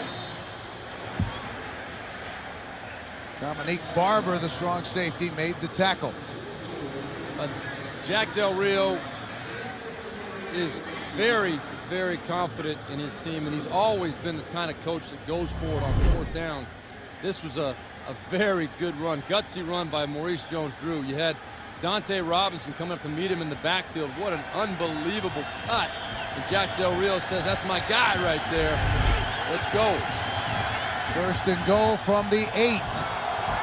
The Jaguars trying to regain the lead. Up the middle, Maurice Jones-Drew, touchdown! His 3rd touchdown of the game.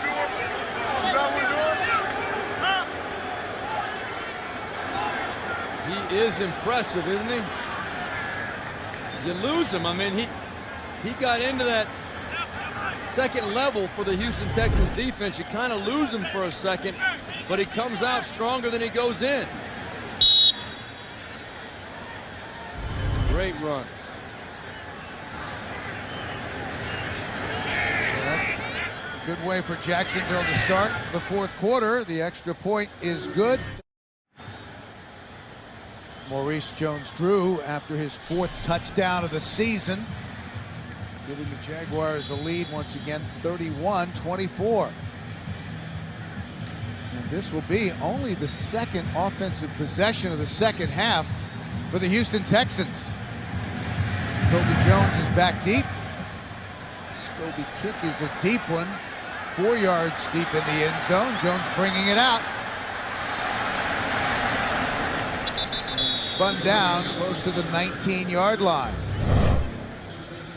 And let's take a look at an updated list of where he stands, the leaders in the NFL since 2006. Of course, Tomlinson had that big year, 30-plus touchdowns, but Maurice Jones-Drew right there with 44. Yeah, that's pretty good company he's keeping right there. 3 today. Orlando, right outside of. And you look at him, he's only 5'7". So it's hard to believe sometimes that this guy can excel the way he does in the National Football League. 1st year as the full-time starter. Now the Texans go back to work. They pick up the blitz. Dangerous pass, but it's caught by Walter. And a 1st down for Houston, close to the 30. Derek Cox, the rookie, number 21, the 3rd-round draft choice for Jacksonville. Had a chance to break on that ball. Just lost his balance a little bit. Didn't get the hand on it. Kevin Walter, good enough to focus, look that thing in, and make the nice catch. So they move the chains after the 11-yard pickup.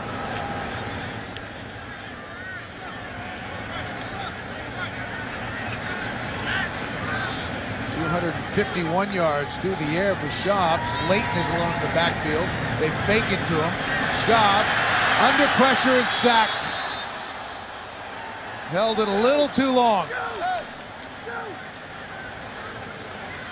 Montavious Stanley on the sack there. Definitely Matt Schaub holding the ball too long. Bill, as you said, he's got time to hitch. He's got to see that there's nothing there up the field and get rid of that football. Montavious Stanley is not going to sneak up on anybody. He was coming, and I'm sure he's probably yelling and screaming when he saw that red right in front of him. So loss of 7, 2nd and 17. Out to the flat, Jacoby Jones in space, and he was caught by the ankle by Darrell Smith. Darrell Smith, tremendous play right there, bro.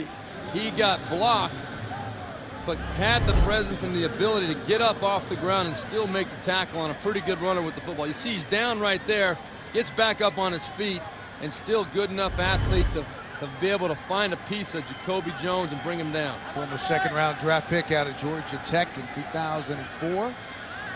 So 3rd and long, 3rd and 12 for Houston. Here comes the blitz.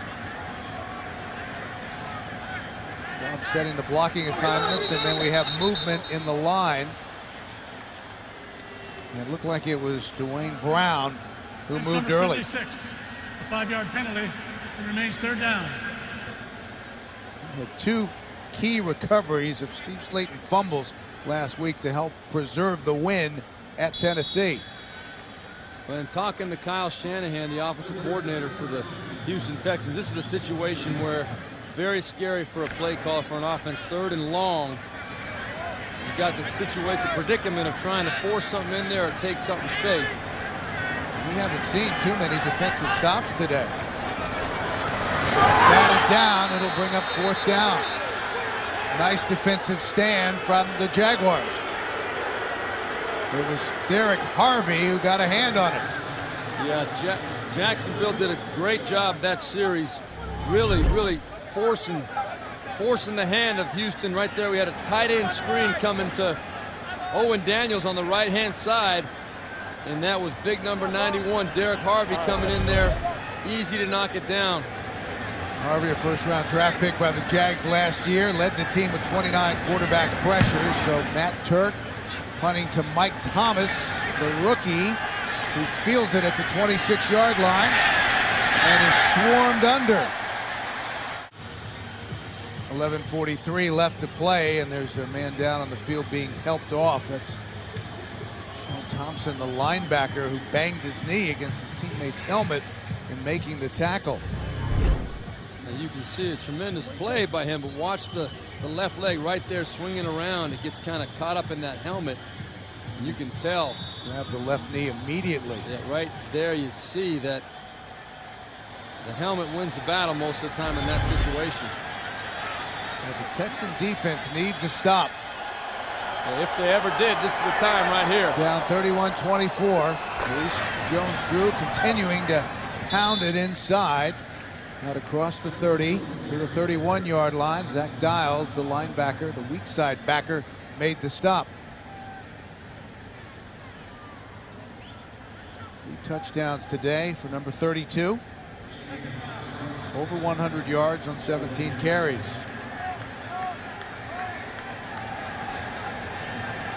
And you can see right there, consistent with the season. 175 yards given up today. 2nd and 6. The blitz up the middle, a nice hole. Jones-Drew has a first down for Jacksonville. They'll move the chains.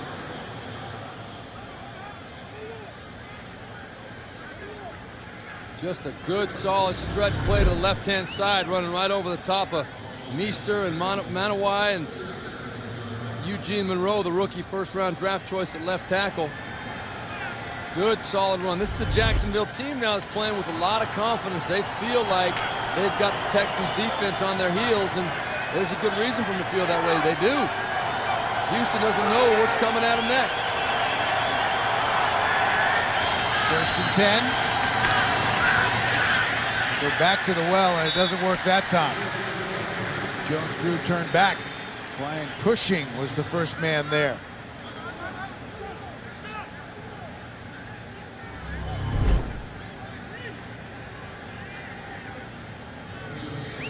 That was good, solid gap control right there. Cushing finishing off the play.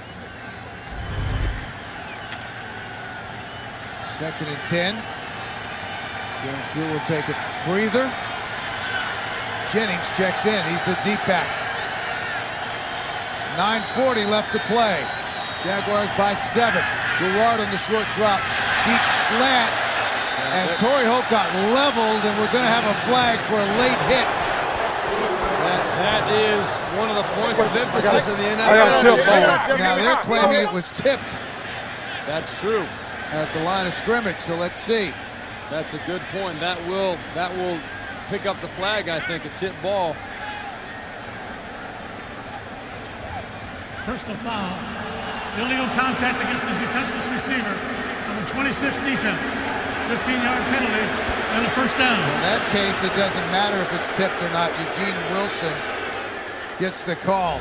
Yeah, they determined that he could have avoided the hit, that he had time, but on a tip ball, a lot of times they'll give the benefit of the doubt to the receiver or to the defensive player because the timing is not there. There's no question that Zach Dial's got a piece of it. No doubt about it. A tip ball should nullify that in most cases. So they spotted at the 46-yard line, 1st and 10. And again, Jacksonville on the move. They already lead by 7. They run the reverse again to Thomas. Flag on the play. Thomas is brought down at the 43-yard line. And the early indication is that it's against Jacksonville. They're moving back. Offense number 33. 10-yard penalty. Repeat, first down. Call that on Greg Jones.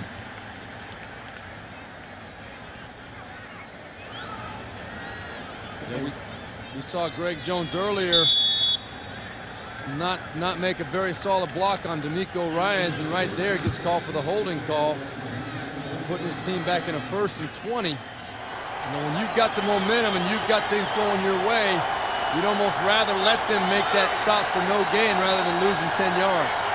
From the 45-yard line. Garrard, they run the screen. Jones drew back into Houston territory. Brought down at about the 47-yard line by Brian Cushing. Bill, I think that in Maurice Jones-Drew's case, you could make a strong case that his size and the build of his body, I mean, we sat and talked with him yesterday. He is a thick guy, and his build, his overall physical stature, I think, is an advantage to him, being so low to the ground and so thick to the ground. A lot of these bigger guys, they come and slam him, but they can't take him down. When he came out of UCLA, most people thought he was going to be limited to special teams and a 3rd down back. Very few people thought he had a chance as an every down back. He's become that. Garrard has to throw it away, incomplete. Antonio Smith almost had a sack. Now right here, Jack Del Rio wants David Garrard to be smart. You know, he challenged Dave Garrard this week, and he told us in person as well that he needs his quarterback to step up and play well today and play well the rest of this season. As you look at the 3rd down conversions, David Garrard has played smart today, has played well, made plays with his feet and with his arm. He's got to be smart right here, though, in 3rd and long. Big play for the Houston defense. They need to get the ball back for their offense. Checks it down to Jennings. He has to go to the 36-yard line, and he's going to be stopped about 3 yards short. Cushing again on the tackle. Jack Del Rio will take that, though. That was the right decision by David Garrard. There was nothing there up the field. Play the field position game. You got the lead. Let's see if we can pin Houston back deep in their own territory and make them go 80-plus yards. Oh, here they go. What are they doing? Well, it's 4th and 3. They got Podlish. There's a short snap. Maybe a little short pooch punt. They're going to take the delay of game here, it looks like, and move it back 5, although Houston can decline that penalty. Offense. 5-yard penalty. Remains 4th down. So they'll step it off back to the 44-yard line. Podlish will have a little more room to work with. It will be a long field. Unless we have a big return by Jacoby Jones, it'll be a long field for Houston. You got to figure this one's going toward the sidelines.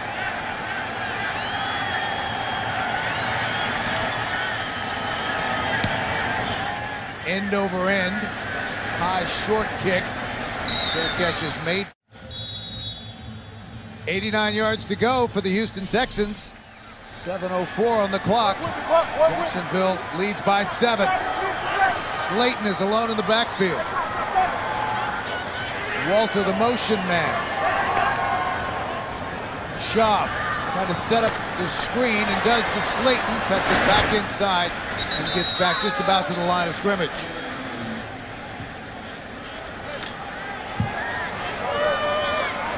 200 yards in the first half, only 56 yards in the second half, but the Texans have not had the ball much. Toward the sideline, they close immediately on Kevin Walter, who stopped at the 18-yard line. Derek Cox, the rookie, was the first man there. There you see Kyle Shanahan again. A little bit of urgency now to try and get this ball out of their own territory. And you might get another chance if you don't score on this drive, but you got to play like this is the drive. You got to do it. 3rd and 3, big play. Schaub flushed from the pocket, sacked. Clint Ingram tripped him up.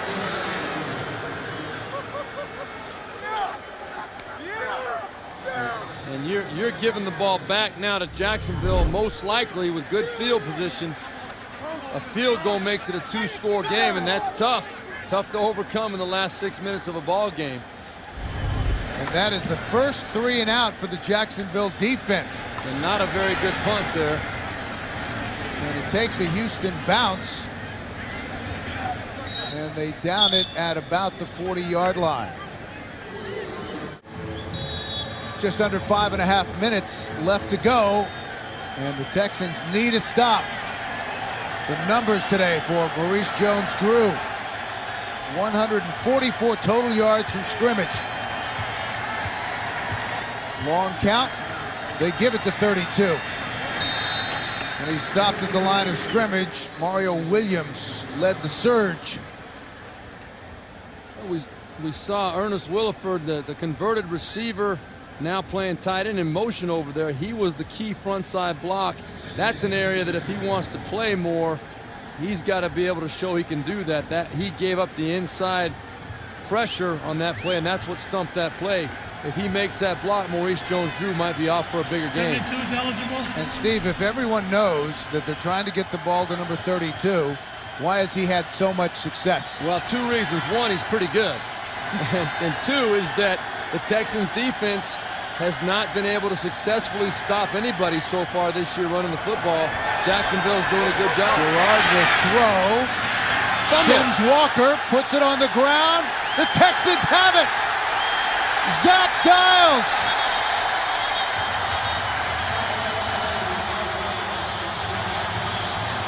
Dante Robinson's the one that came in and made that strip. Perfectly timed strip. And boy, did Houston need that at this time. You'll see. David Garrard does a good job dumping it to Sims Walker right there. Dante Robinson comes in and just strips it clean. And Dials is right there, right place at the right time. Boy, what a huge, huge turnover Houston came up with right there. And Jack Del Rio, boy, all of a sudden this game got a lot more interesting. New life for the Texans. 4:25 to go, and Del Rio's going to charge it. Going to challenge it. He said his knee is down and we want to review. Jacksonville has challenged a ruling on the field of a fumble. No, I don't think Jack Del Rio has a chance on this one. That ball was stripped clean as soon as Dante Robinson made contact. You'll see. There's the strip right there. That ball is out easy, clearly before the knee is down. File that under the category of why not. That is coaching reel strip right there. I mean, that could not have been executed any better by Dante Robinson. And that's the chance you take with inexperienced players. Mike Sims Walker has not played, even though he's in his 3rd year, he's not played a full season, and they just showed it on the video board, and the folks here know that the Texans are going to have the football. Yeah, it's pretty clear, pretty clean cut. Nobody feels worse than that man right there. All the good things we've said about him today, you can forget about all those in a hurry when you make a play like that at a key point in the ball game. Sims Walker, 6 catches for 81 yards. And that was a big mistake. Yeah, Jack Del Rio just said, Torrey Holt's enjoying it over there. Jack's comfortable. Jack just said, yeah, I saw it. Bad challenge.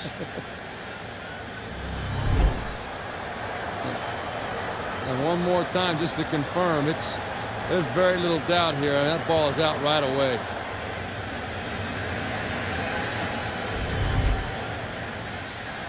After review, the ruling on the field is confirmed. The ball was dislodged before the runner was down. Therefore, it is first down, Houston. Jacksonville is charged with their second team timeout. So a huge break for the Texans. They will have the ball at the Jacksonville 49-yard line. All right, now Matt Schaub, it's your time to stand up. Show these people and show the NFL world what you're here for, what you're given the opportunity to play with this football team is all about. Kyle Shanahan, let's see what you got in store for this Jacksonville Jaguars team. Slayton in the backfield. Schaub gets it away in time. Walter, what a day he's had. To the 31-yard line. Now you're going to see the crisscross blitz coming right up the middle. Matt Schaub standing strong in there, even though one of the two linebackers was coming clean. Delivers a strike to Kevin Walter. Great way to start off this important drive. Derek Cox, the rookie, made the tackle after a pickup of 18. 96 yards, 7 catches for Kevin Walter in his first action of 2009. Slayton cuts it back. Steve Slayton still on his feet. His biggest run of the year.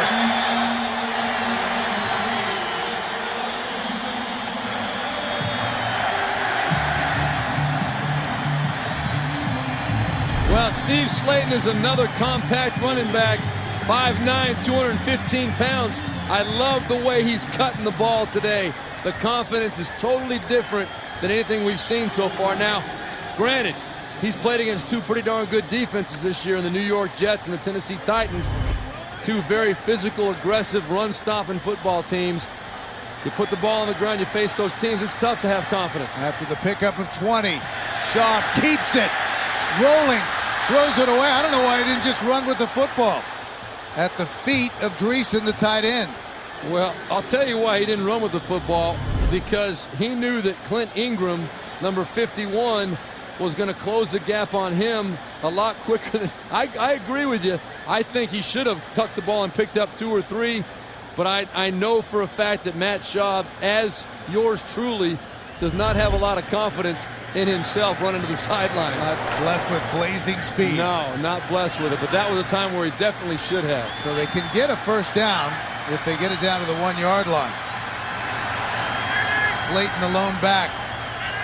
3:39 left to play. Schaub, they go right back to it. Daniels, close to a first down. Well, that is a tough throw and catch.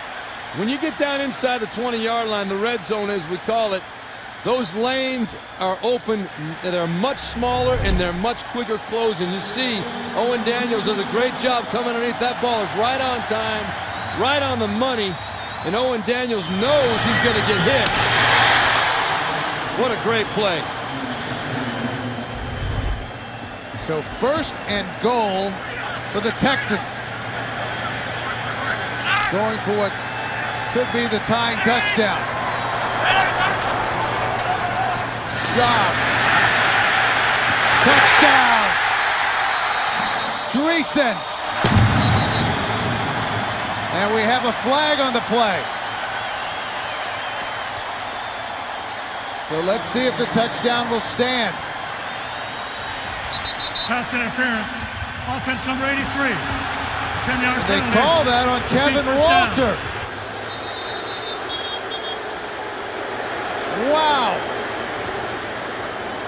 Well, the only thing I can think of is there might have been a pick from Kevin Walter. Down here in the red zone, close to the end zone, coaches a lot of times try to run crossing routes that will run defenders into one another. You're going to see Kevin Walters right here. He should be coming down across the field. There he goes. Does he? There's where they're going to call the pick right there. Boy, I think that's a little bit. And the official goes down. The official was right in that grouping as well. It definitely had effect on the play, but I think Kevin Walter was perfectly within his rights. Sure, he was trying to get in the way of that defender, but he turned back and looked for the football. He didn't go slamming into him. Well, that's exactly what Kevin is saying on the sideline. Yeah, he's got a right to establish position in front of somebody else if he wants to. He's a receiver. Well, that's a huge break for Jacksonville. It really is.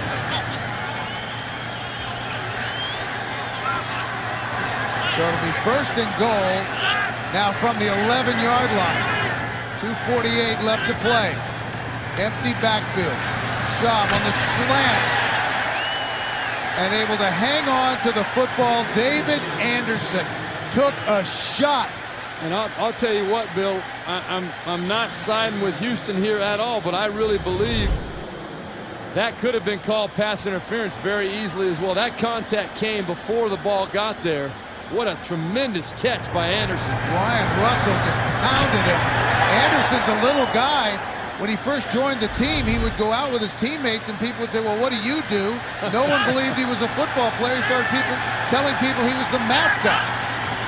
They keep it on the ground. Chris Brown. No signal. Fumble. And Jacksonville has it. Goodness gracious, what a turn of events.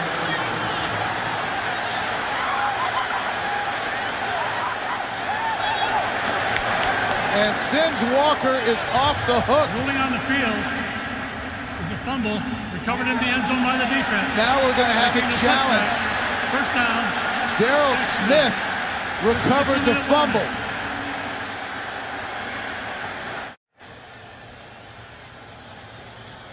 We're back and awaiting the ruling on the field.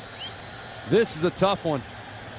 There is no clear view of when his left knee hits the ground. That's the first knee to hit, and when the ball comes out. We have a couple of angles that show the right knee. Houston has challenged the ruling on the field if the ball was fumbled before the run was down or before he crossed the goal line. You have to challenge it. You have to challenge it, but I just don't know if there's so many bodies around Chris Brown at the time that ball pops out. You cannot see. Right now, we can see pretty clearly when his right knee hits the ground. And it's coming down, it's right there. He's on the ground right there. But you can't see the left knee, and it looked to me, if we can go back and see that right knee again, you can see whether that ball is coming out before the right knee hits. I think it is coming out just before the ball is that. You can see it was popping out before the right knee hits. But I think the left knee hit before the right knee. The problem is there's so many bodies in there, you can't see the left knee. Remember, it has to be conclusive to overturn the original ruling on the field. See, we can tell right there the left knee is down, but we don't know when the ball pops out. So it's got to be 100% clear. If that were ruled a touchdown, I don't think there's any way they could have overturned it the other way. Chris Brown is hoping harder than anybody else right now. He knows what this means to this ball club.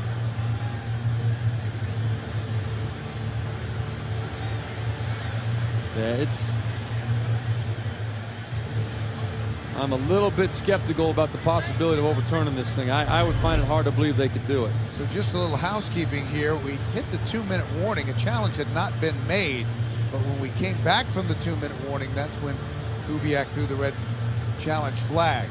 Ron Winter is our referee. Now, if it had happened inside of 2 minutes, it would have been automatic.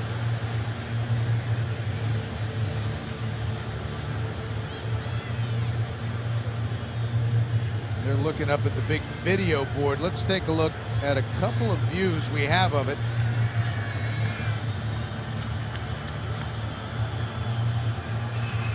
After review, the ruling on the field is confirmed. The ball was out before the runner was down by contact or before he crossed the goal line. Houston is charged with a second team timeout. Jacksonville, number 52, recovered the ball in the end zone. Therefore, is the touchback. First down, Jacksonville. Chris Brown, ironically, in the lineup in part because Steve Slayton has fumbled 3 times this year, and he turns it over in a key situation. And most importantly, aside from the fact that obviously you're driving in for the game-tying score, is that Houston only has 1 timeout left.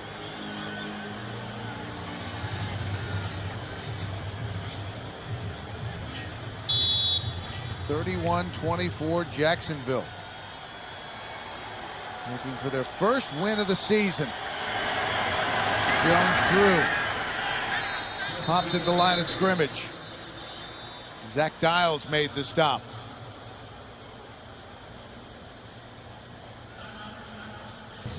Well, believe it or not, the Houston Texans do have one of the best records in the NFL at home. When you talk about the Gary Kubiak era. And they have a good record on Battle Red Day when they wear their all red pants and jerseys. They're 7-2 overall. They were coming in 4-1 against the Jaguars, who've seen far too much of this Battle Red business. Clock will start with 1:56 left to play. They toss it back to Maurice Jones-Drew. Stopped at the 25-yard line. There's the home field since 2007 for the Texans, 12-5. That includes the Patriots win today. There are 6 teams tied with 12-5 records, but pretty good company they're keeping up there. It shows they're not doing too well on the road, but at the same time, they've made this Reliant Stadium a tough place to win for a visiting team. Not everyone on the edge of their seat. 3rd and 5. And they will call timeout with a second remaining on the play clock. Remember, the Texans started out 0-4 a year ago, dealing with all the issues in the aftermath of Hurricane Ike. They still finished the season 8-8 to tie the franchise winning record, and now they came into this game having won 8 of their last 12 and 6 of their last 8.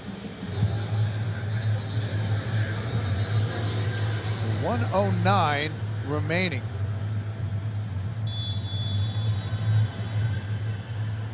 Chris Brown, who had the fumble, with the Texans trying to go in for the tying score. And Bill, the Houston Texans still do not have a rushing touchdown this year. That was their best shot at it. Will they have a final opportunity? 3rd and 5 for Jacksonville. They toss it back to Jones-Drew, trying to get to the perimeter. Horse collar. And they're going to call a horse collar. Mario Williams. And that will do it.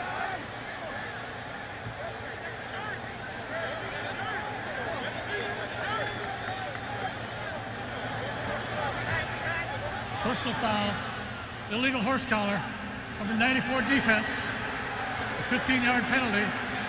Because the run ended behind the line of scrimmage and the foul ended behind the line of scrimmage, the penalty's administered for the dead ball spot. First down. Well, they said 94, Antonio Smith, but it was Mario Williams.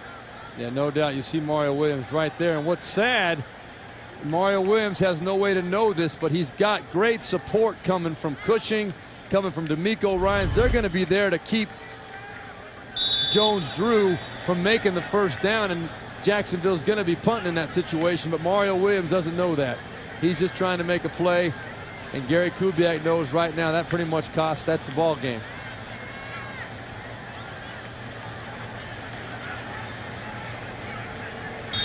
So they'll take a knee. Will continue to run. Nothing they can do. Well, you know, we mentioned in the open how significant that win was last week for the Houston Texans, going down to Tennessee and winning that ball game. Devastating loss today. It just nullifies the meaning of that game last week. But for Jacksonville, what a huge win for them, coming in here 0-2. Jacksonville riding low, Houston riding high. To come out of here with a big W puts their season back on track. And they got a huge break on the pass interference call against Kevin Walter. That's exactly right. That was a huge, huge play. So Jacksonville will win it 31-24. And a look at the standings in the AFC South, and it was a much needed victory for Jacksonville. Unfortunately for the Texans, unable to build on the momentum that they built last week with that big win coming from behind a tough physical game in Tennessee. 31-24 is our final here in Houston. Well, I think you hit it right on the head. If we look at Torrey Holt right there, Bill, that pass interference penalty is one that's going to be, I'm sure the Houston Texans are going to send that in the league office. There was really nothing that Kevin Walter did wrong other than just take up position in front of the defender. You hate to say that one play determines the game, but that was your chance right there. They did score the touchdown.